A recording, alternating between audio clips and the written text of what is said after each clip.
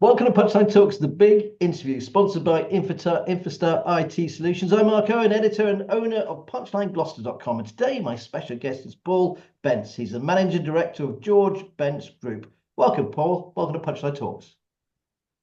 Thanks for having me on, Mark. No worries at all. I've been meaning to catch you for a long, long time. Can you tell me, please? Let's start at the business end of things. Tell us all about the George Bence Group, please. Okay, well, I know we've got half an hour and I can't quite go through 171 years of history, but I'll give you a quick synopsis. So we were born, developed in 1854 during the monarchy of the Earl of Aberdeen, I believe. I can't remember those times. And we're the sixth generation. I'm the sixth generation. So my father is still in the business as chairman. I'm the MD of the group. And we've gone through world wars, pandemics, recessions, and so I wouldn't actually say we're bulletproof, but I think it's about 0.001% of businesses get as far as we do in their sort of lifetime, and that's something I'm really very proud of. So, what's the turnover? How many people work for it? How many sites of the Yeah, group? so we've got 8 sites now. So when I took over 15 years ago now, we just had the one. So we've sort of grown the business. We've got about 145 staff now in the 8 branches. And one thing I really wanted to do was a product diversification. So a lot of people in our world sort of just have mixed merchants, and by that they do bricks or blocks or plasterboard and occasionally have a showroom.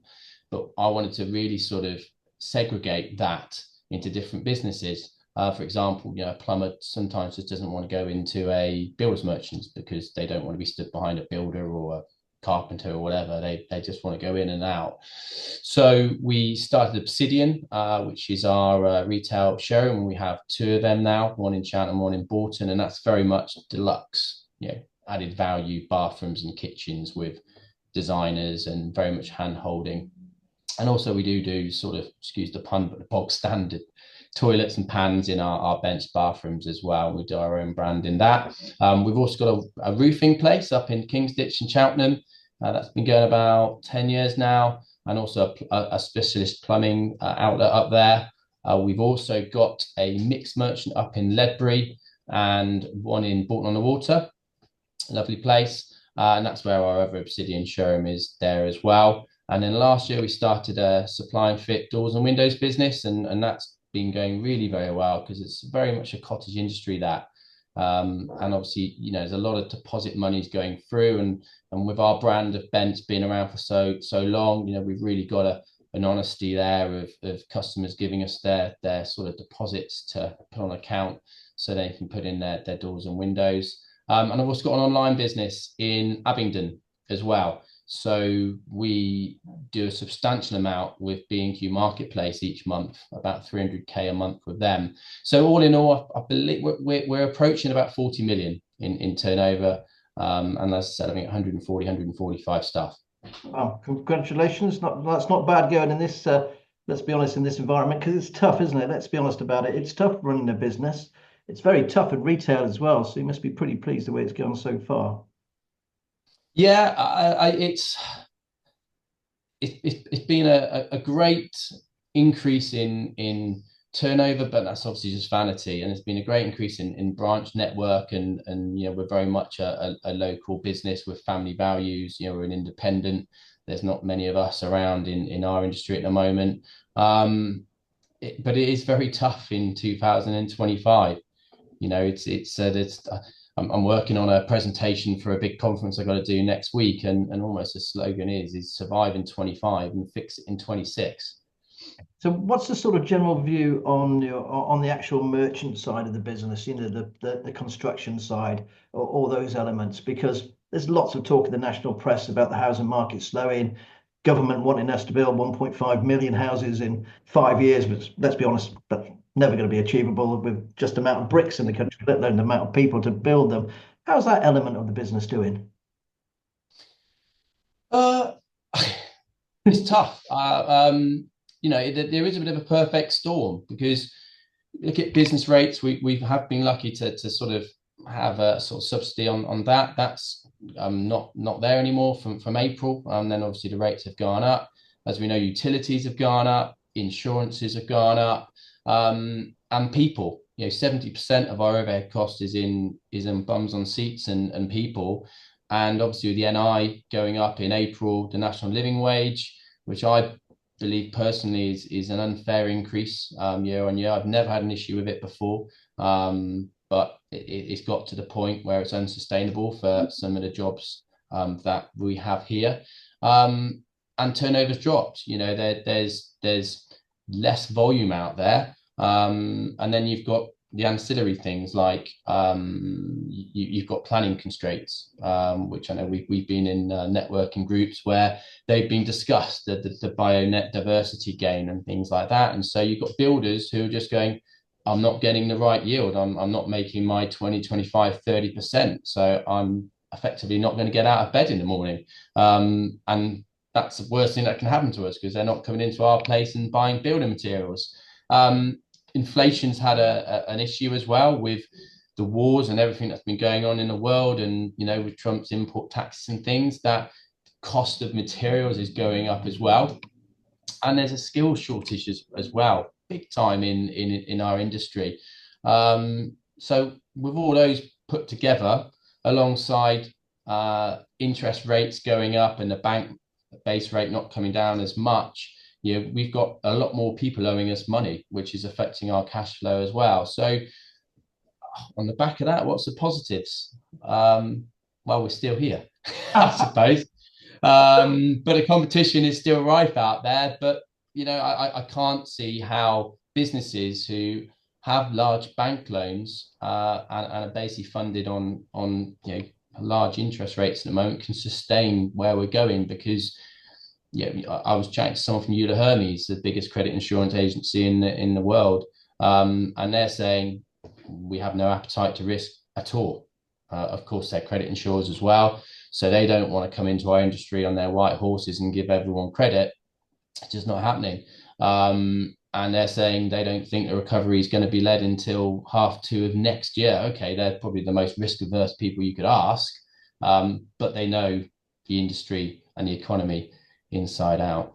I mean, you've got some massive competition on your doorstep. That was one of the things that really interested me. You've got MKM opening very shortly there in Cheltenham. You've got Travis Perkins. There's all the different big brand names, Wicks. How do you fight those guys off? I used to deal with Gilmans, a lot of Gilmans, and there's Robert Gilman, the guys there fighting off Currys, and it's all about customer service. But how do you do it? How does Bence do it? Yeah, it's a good question. I mean, it's a bit David and Goliath, and Rob and Adrian Gilman's a really good friend of mine, and they've had a very successful business, and their model still works. And for us, we're a local business, right? So that's one thing we've got above the Salcos, the MKMs, and Travis Perkins, and we're one of the say dying industries. There's not many left like us. That face-to-face relationships absolutely means a lot, because every single day I've got 25,000 products in stock, and we're always going to be out of something. We're always going to put something wrong on the vehicle. The driver's going to get a puncture. The truck's going to break down. Someone might not pick up in transport, or we might lose a sale. We've got to manage that. And so we have, more so than anyone locally, we've got people out on the road who, once again, is a bit of a dying art, but they're account managers for us, not just sales reps. And they're talking daily to our customers and our internal teams that have been here a long, long time in sales and purchase ledger. And we want to sort out any issues at all. And we want to grow our business with them. We've obviously done a lot with the football club. We do a lot with local charities. And because we've been here for a long time, our name does carry a bit of gravitas, and that's brand loyalty locally, I believe, gives us that advantage over everyone else. When it comes to price, we're part of a national buying society, and there's not any difference in price at all between us and the big boys. And I'd actually say on some suppliers, we get a better price because they want to deal with us, because once again, it's not just a client loyalty, there's a supplier loyalty as well. And if I'm going solus for someone on cement, then I'm generally going to get a bit better deal from someone else who's, got a couple of different brands in stock.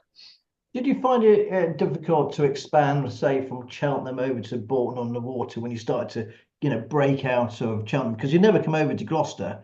Is that because you're too near here? Same as, I suppose, Superdry. I've never been over here either. Is it too close to the depot in Cheltenham? Or, how did you find going out into the sort of outer areas of the Shire, especially Bolton on the Water there?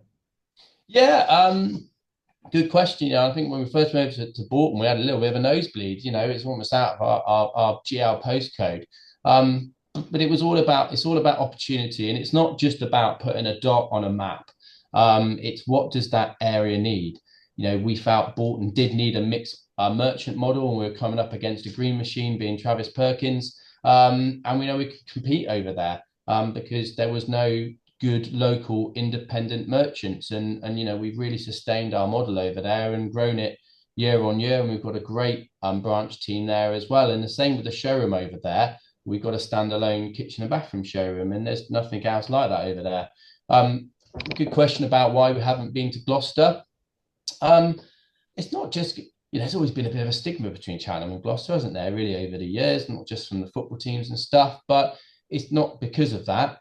It probably is a little bit too close for us. And when we've looked at the competition over there, we thought, well, there's better places. I'd love to put a place in Stroud, actually, a mixed merchant there. And many moons ago, we should have bought Butts. But Travis took that. It's a good family business, and I'm sure they're successful there. But looking at product diversification, my next model would want to be a civils branch. So lots of sort of underground drainage and things like that. And we're looking over in Swindon. And that for us is a strategic area where we think we can gain market share, and importantly is about the people and getting the right people in that area that can do the right things for you. Yes, because it's a bit sad actually. I don't even know, but I delivered the magazines all over the county, literally 15,000, me and my team, and so we actually visit all the high streets, and the number of DIY shops, the old traditional DIY ironmongery shops, they are going now, isn't it? And it's really quite sad, a bit like butchers and things like that, really, and that customer service element. So I can see how you could do really well out of that in the end. Yeah. So you got into the business when you were 30, which is pretty young to take over a company. How did that come about? Yeah, well, it was MD at 30, and before that, I went to posh school, Dean Close in Cheltenham. Didn't particularly enjoy it and didn't particularly know what I wanted to be. In fact, I did know what I wanted to be. I wanted to be in a boy band or a footballer. Well, hold on, Probably...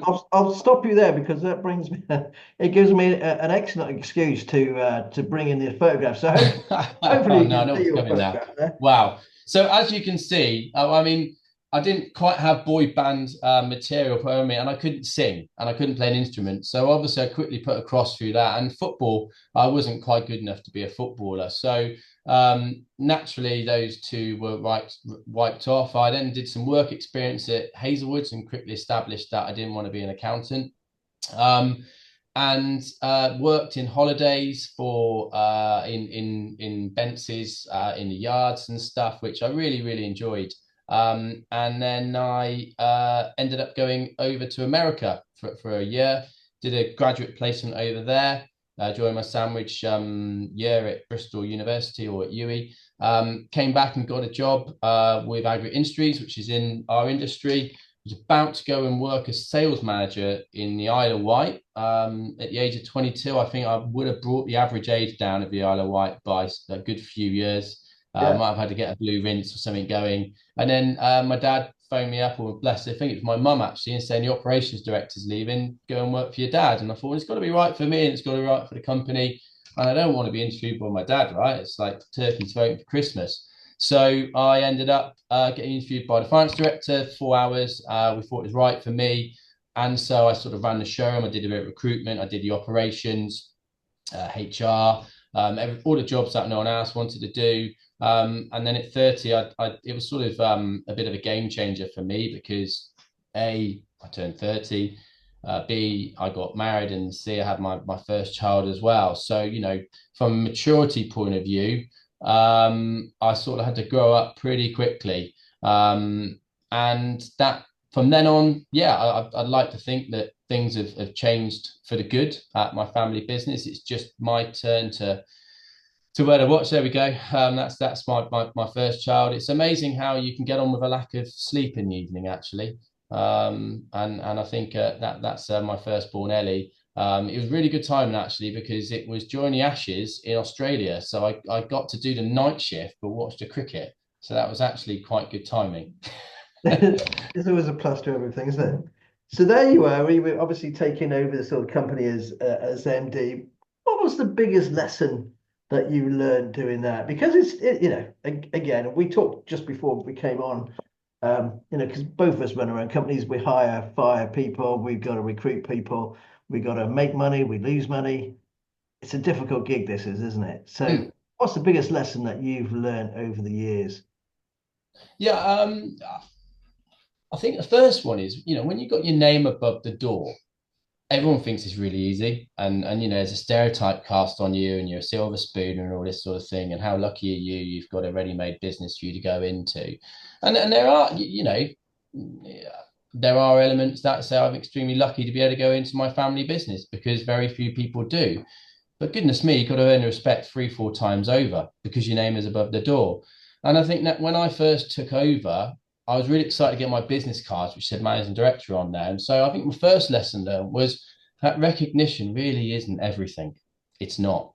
And I spent years really wanting to get people to recognize me when no one actually really cared. And it was all about, for me, about getting that security and peace of mind for your family and doing the best job you can do. So that was one lesson learned. And also, every business had their issues and problems, right? It's just down to you how you handle that.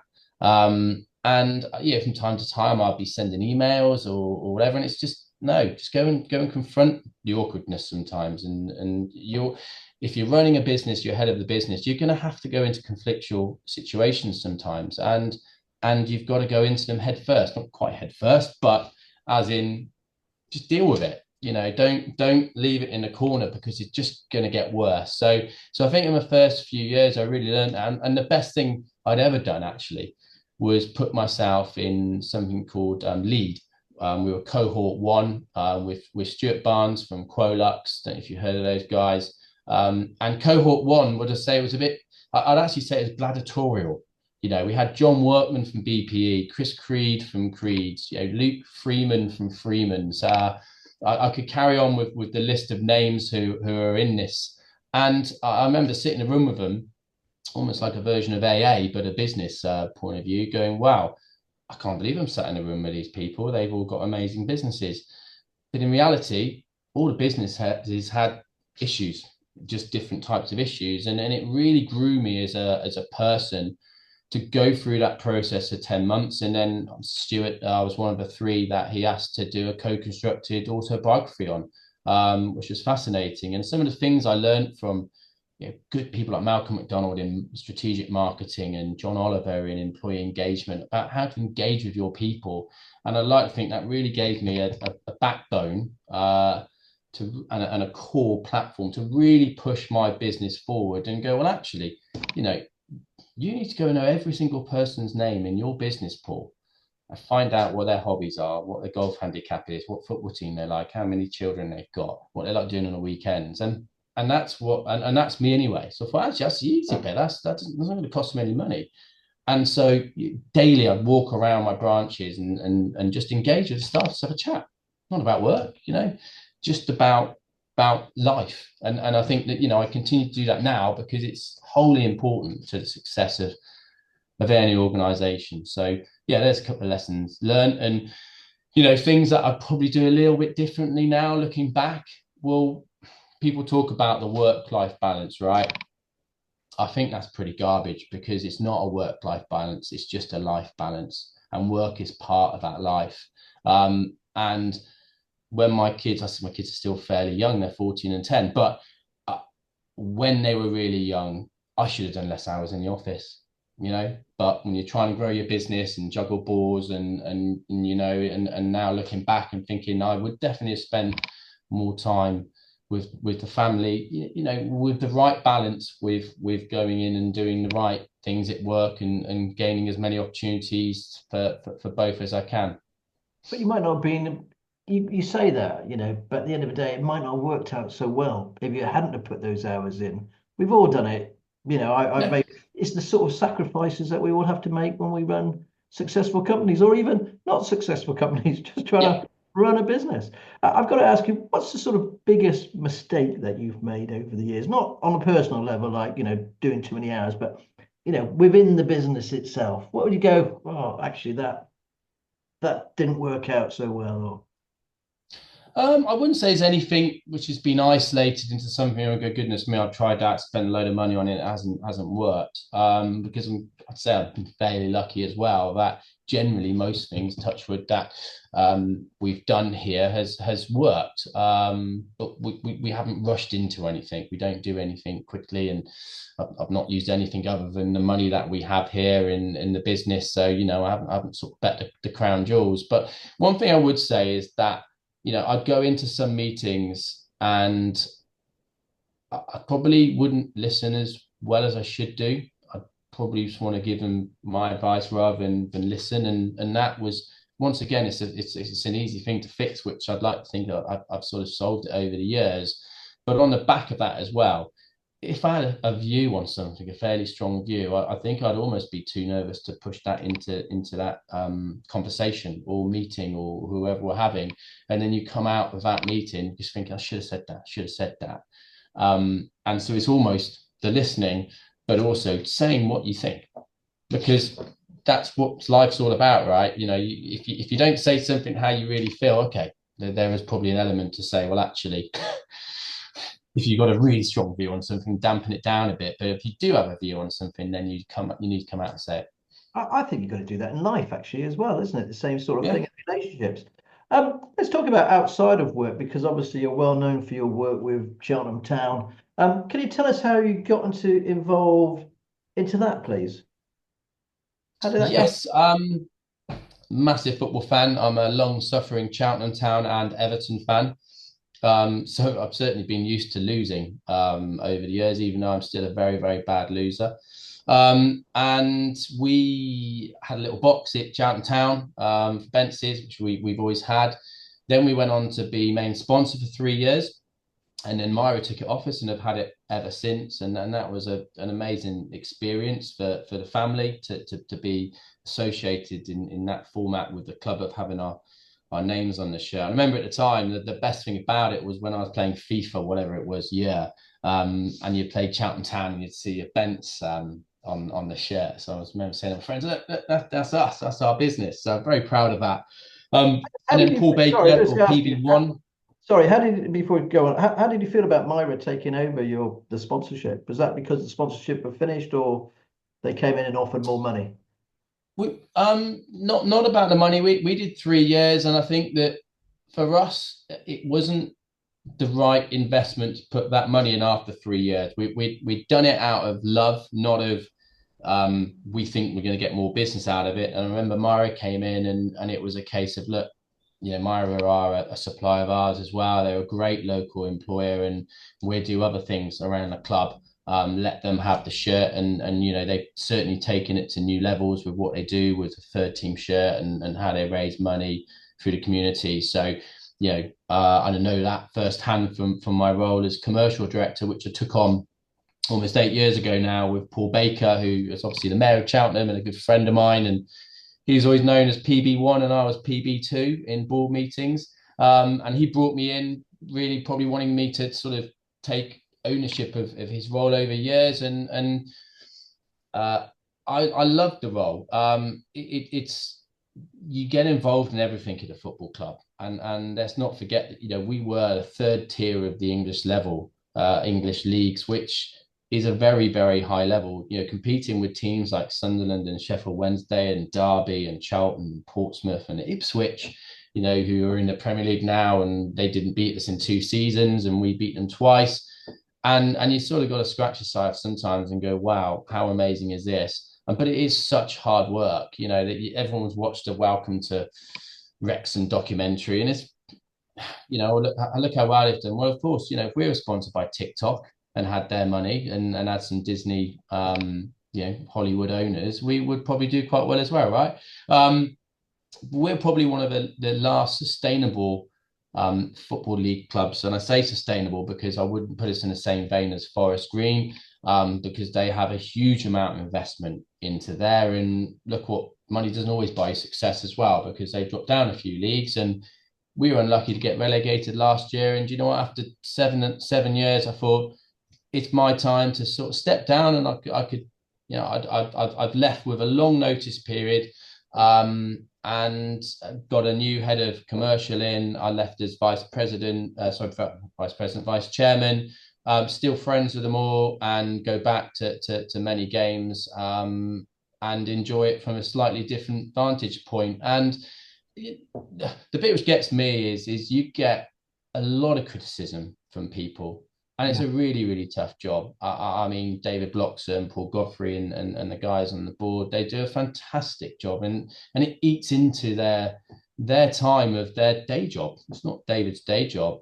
And some of the abuse that you get from a minority of keyboard warriors it's just nasty, because it's the shallow-minded, fickle world of football. And look, everyone's got a right to say whatever they want, but sometimes it hurts, especially when you think, well, I've been doing this for many years and not spent as much time on my business or in with my family as I should have done, because I've been preparing ourselves for Man City, which once again was a massive highlight for me.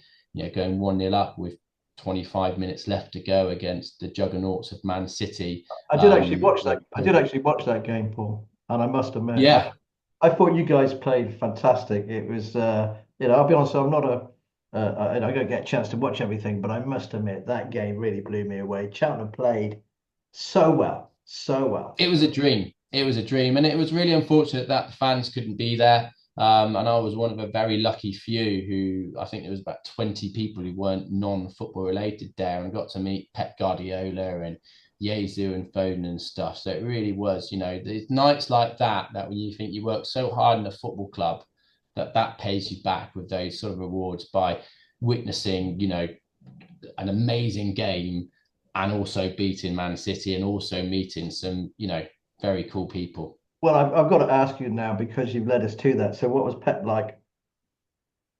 Um, he gave me about 26 seconds actually. So and his English wasn't fantastic actually, because I went into a video for my lad who was 7 at the time, called Huey, and Spanish people don't do H's very well, right? So it's Huey.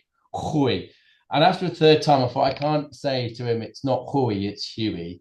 So I just let him say Huey in this little video he did, and then I wanted him to keep talking. He just walked off and just went ciao ciao to me. So I got dissed by Pep, but I won't hold that against him, because he gave me 25 seconds more than he probably should have. 25 seconds. He probably gave a lot. He wouldn't give that much to other people, really. He's a very busy guy. Yeah, I actually put that one on LinkedIn as well. So I was very proud of that. Saying, what a great game, and what a great person Pep was to talk to me. And it had something like 300,000 views on it. Yeah.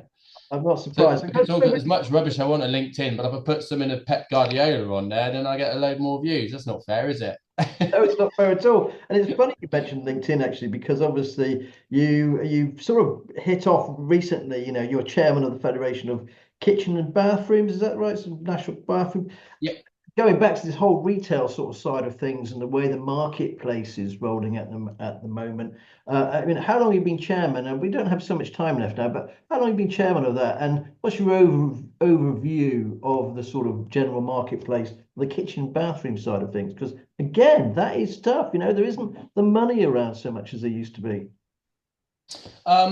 And is that why sorry, I could ask, is that why you're pitching at the very top end as well of your, the kitchen side of?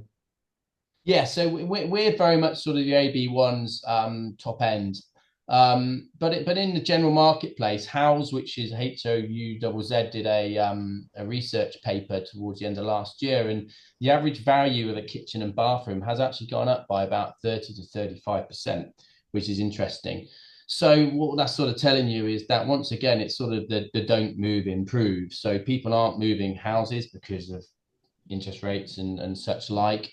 And almost sort of going back to sort of COVID days when people were doing their gardens up and kitchens and bathrooms and DIY painting around the house, that people are generally spending a little bit more money on their kitchens and bathrooms. Now, that's enough from a figure point of view, but from a volume point of view, that has come down. And that sort of middle market is very, very congested, which is one of the reasons why we still compete in that.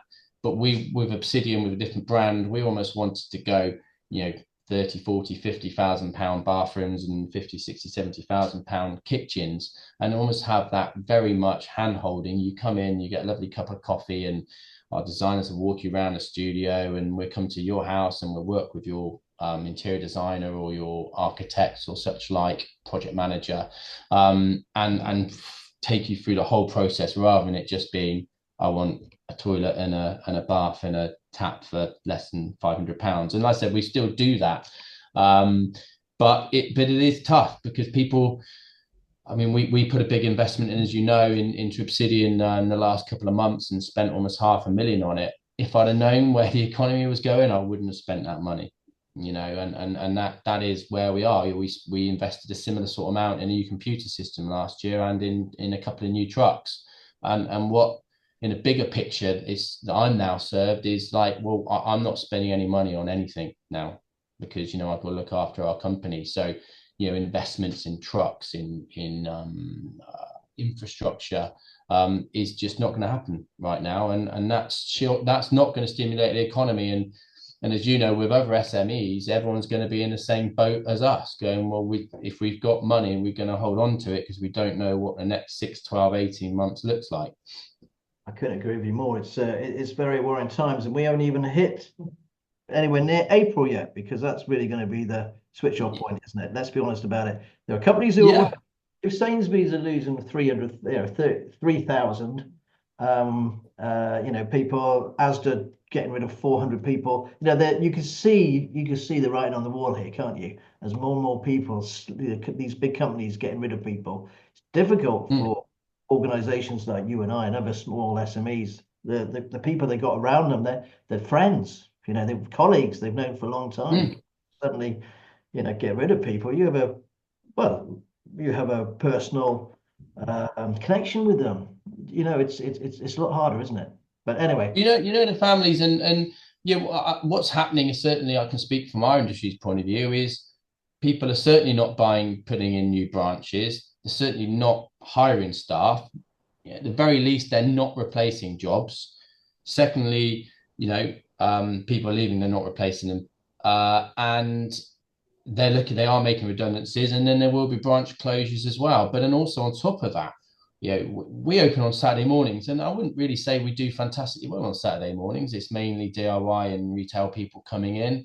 And for the first time in 171 years, I'm led to believe, we're going, can we open on Saturday mornings? And that's what the government has led us to think that way. I'd never ever think that way. You know, should we close at 4 o'clock Monday to Friday in winter months? And that's because we're looking to try and cut costs. And when 70% of our costs are in people, that's where we naturally have to go to, because we can't reduce the insurances or the premiums of that. We can't reduce the utilities costs.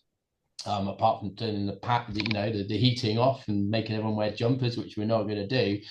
And so naturally, you've got to go and go, well, I need to reduce heads. And that's the sad thing, because, you know, we are a people business, and right here, right now, we're not making those tough decisions. We're rolling with it. And I've said to all my teams, look, we're not going to make any money this year.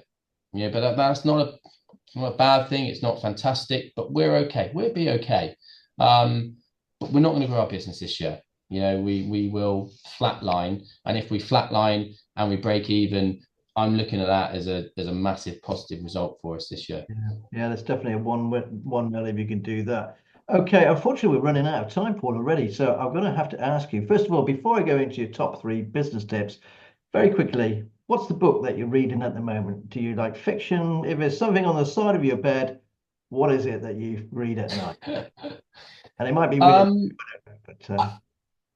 but rather embarrassingly, actually, I've got Boris Johnson's book on the side of my on there, but I do like sports people's autobiographies. That's what I really enjoy. Is Boris is good? Is good plot? It's a big old book, but it's very interesting. You know, I'm just on a bit about him being mayor. I mean, we were lucky enough that he came to our business as well when he was foreign secretary. So, and as you can imagine him as he is in real life, he is like he is on the TV. I mean, he's a bit. Is it wrong of me to say he's a funny bloke? I mean, you know, I know what he did to our economy and stuff, but the book is very interesting, especially what he did with the bikes and stuff in London. So I'm learning stuff new about him at the moment. He's definitely larger level. I was lucky enough to meet him, and I do say lucky because he's a prime minister. I was lucky enough to meet him 4 times and actually interview him for a good 15 minutes as well during COVID, which is very interesting. And I found him, I found him very open compared to other prime ministers I've talked to over the years. Okay then, Paul, I've got to ask you, what's your top 3 business tips, please? So 3 business tips. So I've said it quite a bit during our last half an hour, Mark, but surround yourself with good, hardworking and trustworthy people and engage with them. You know, and there's probably a reason why our retention levels here are sort of 4-1 against anyone else, because myself and my management team, we care about everyone we work with, and it's a bit of a cheesy line, but you know, we are a family business, but we've got family independent values across everything. And you know, when you go into battle with these people against other merchants and times the economy like this, you all need to be united. And I think that just gives you that little edge. So that's certainly be my first one. The second one is picked up on a little bit as well, is don't fear failure, because for me it's the only way you're going to grow as a person, an individual, and that's the only way you're going to grow yourself humanely and also in business. And probably the last one for me, it would be putting yourself out of your comfort zone, right? Have those face-to-face meetings rather than maybe on Teams or sending emails, and you know, whether that's negotiating a deal or you know, saying what you really think in meetings, as I mentioned earlier. It's just, you know, putting yourself out there, because if you don't, then you're never going to know. So that's probably my 3 tips there.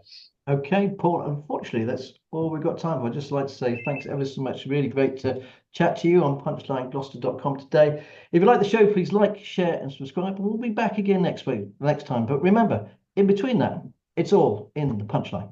Thank you very much. Bye, Paul. Thank you, Mark.